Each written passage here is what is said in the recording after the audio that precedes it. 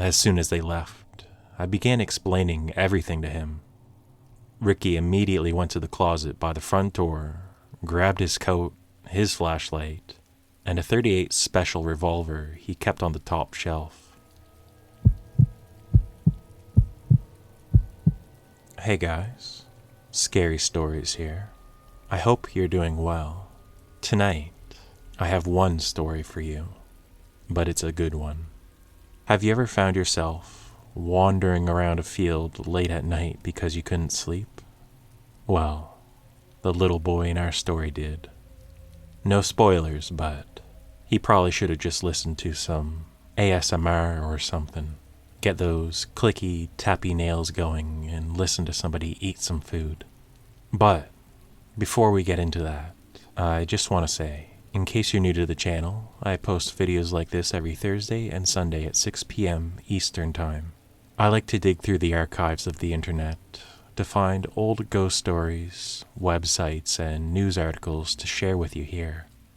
So, if you like all things creepy, strange, or just slightly unsettling, maybe consider hitting that little red button down below and subscribing. It really helps me out and lets YouTube know that you're enjoying my content. But with that out of the way, let's get into the story. I hope you enjoy.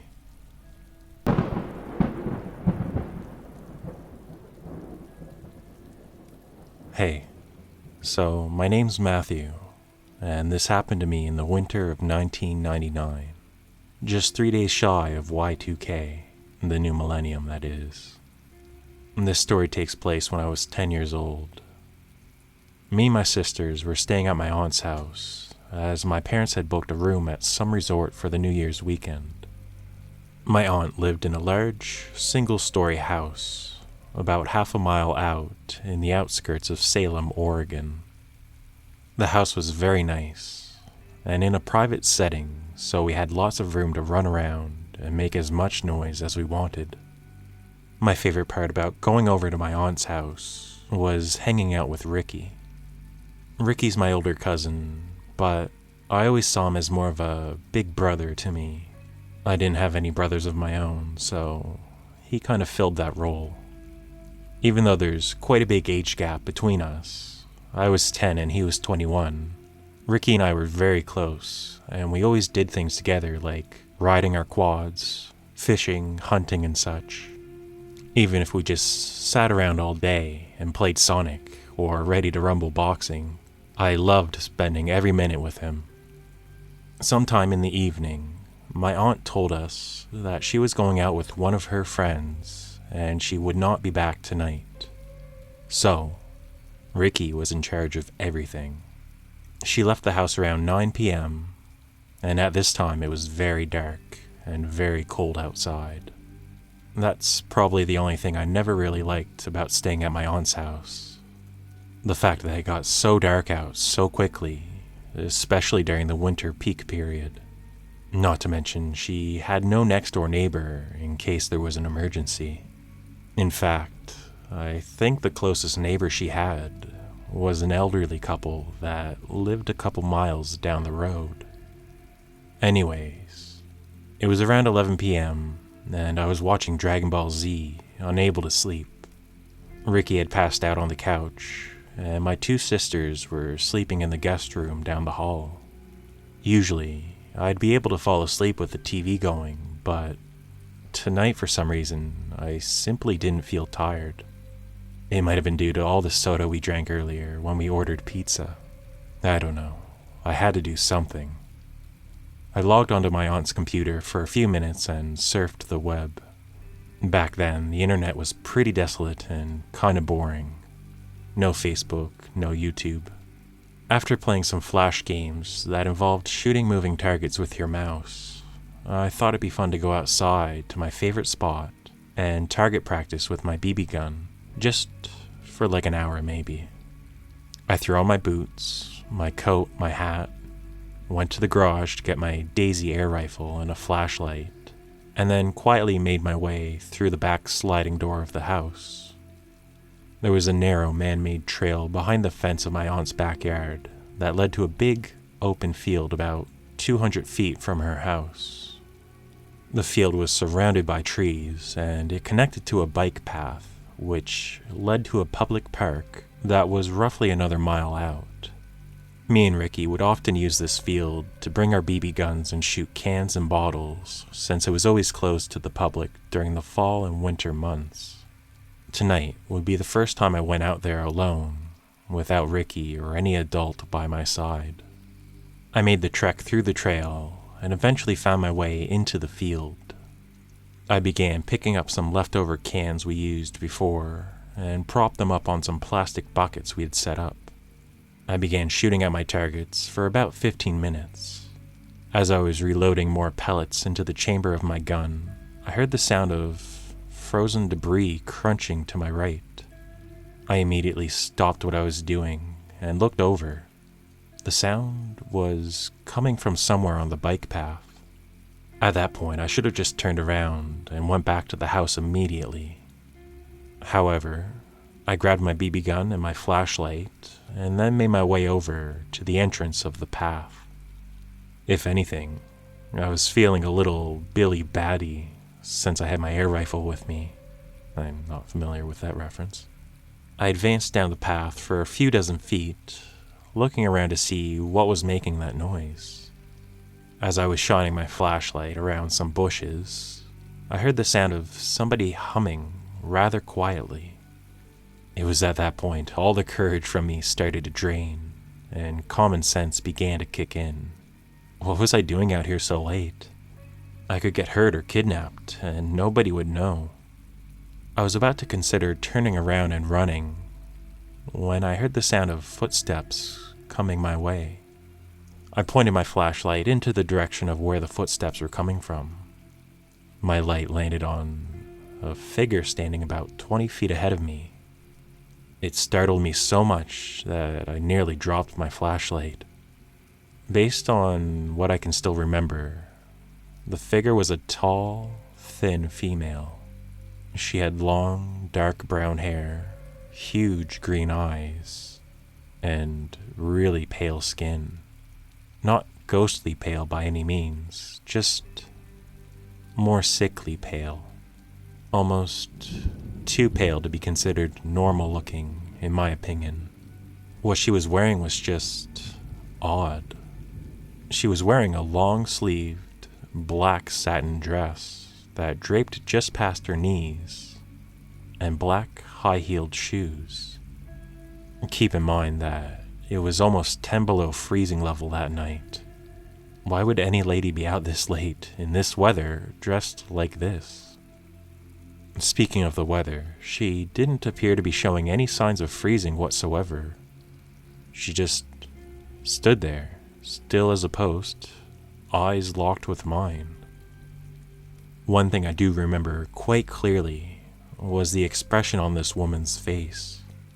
She had a look of satisfaction and malice, like she had been out here all day looking for her prey, and now she finally found what she was looking for. Me. It was a very unsettling sight. Not knowing what to do or think at the moment, I cleared my throat and tried to speak to her. Hello? At first, I got no response, just pure, dead silence.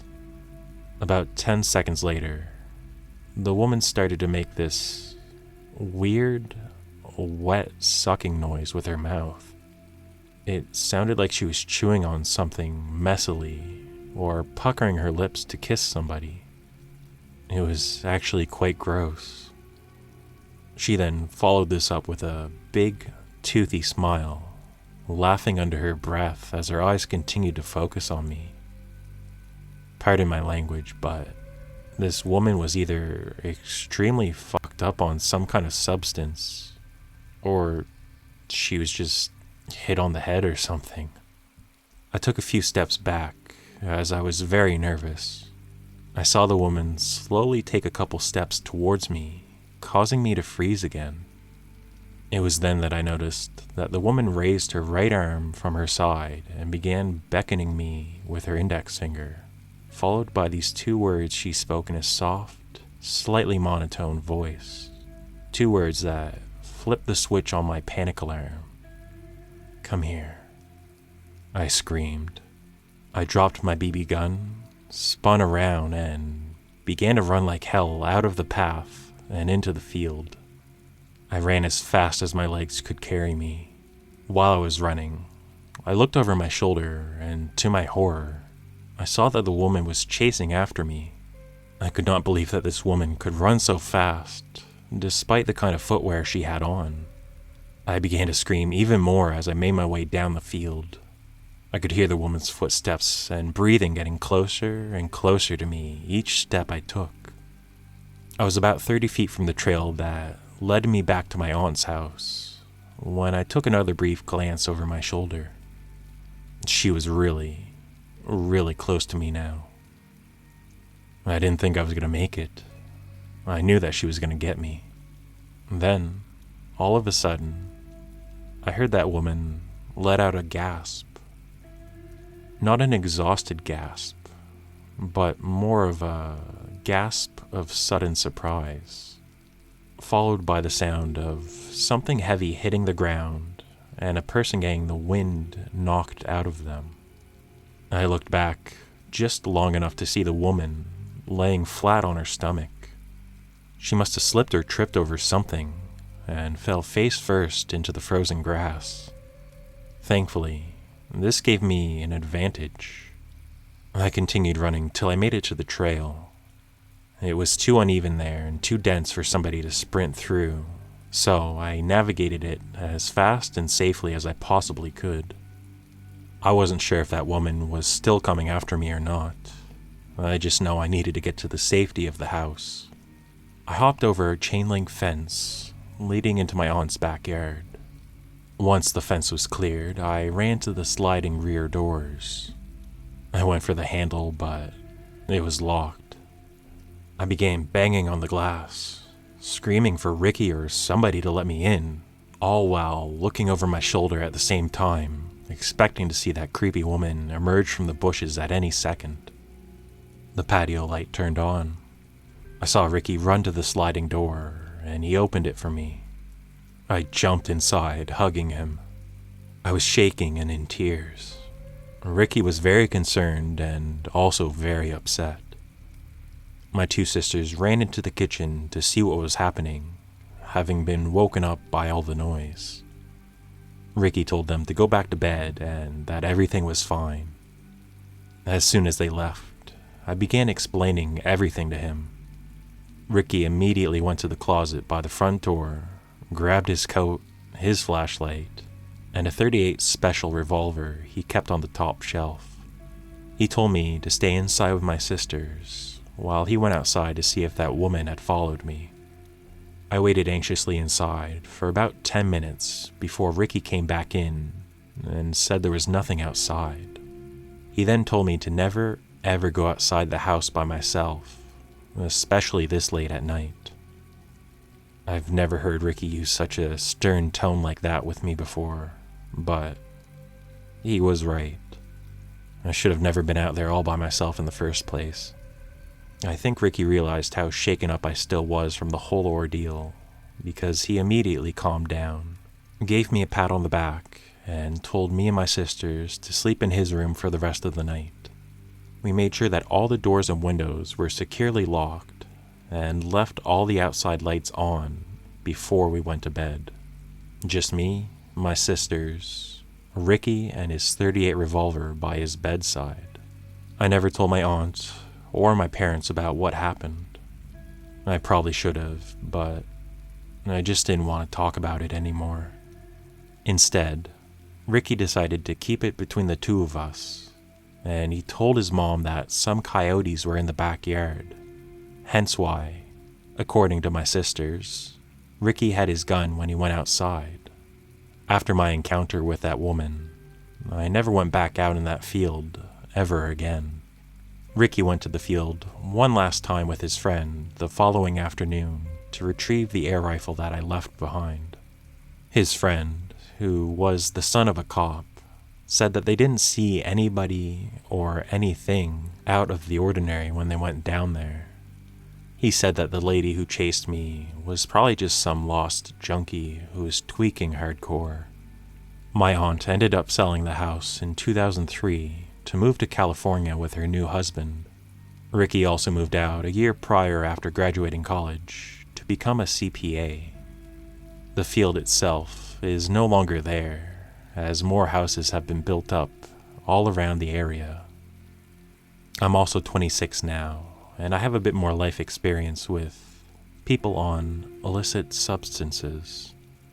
That woman did not have the look of a typical meth user, and she really did seem in complete control of her body.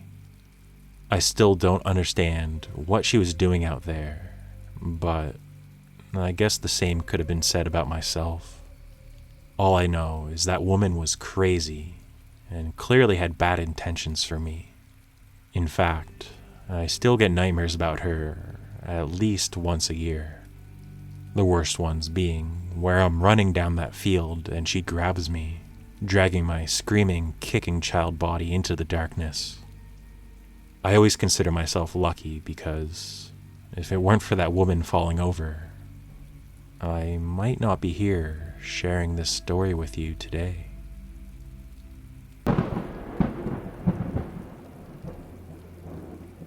Well, what do you think of that one? Have you ever found yourself late at night in a field being chased by some strange ghost lady?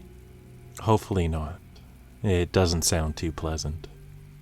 Anyways, that's all I got tonight. If you liked the video, give it a like. If you disliked the video, give it a dislike.